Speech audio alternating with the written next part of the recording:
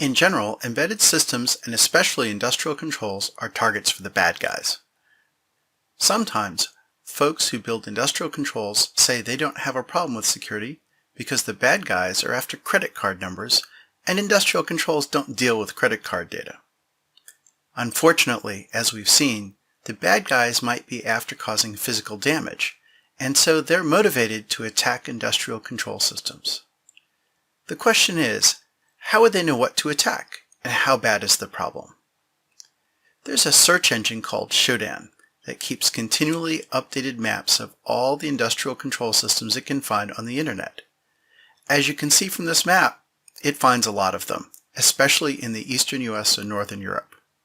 Shodan also looks for insecure systems that have no password or perhaps default manufacturer passwords.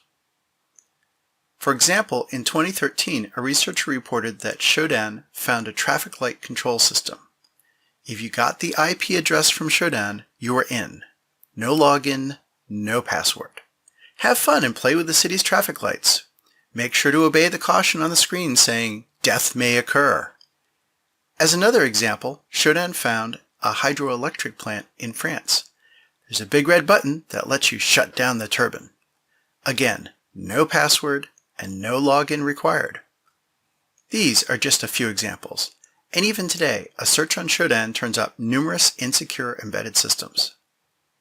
The moral of this story is that if you connect a system to the internet, someone is watching, and they'll find you pretty quickly if you don't even bother to put a good password on your system.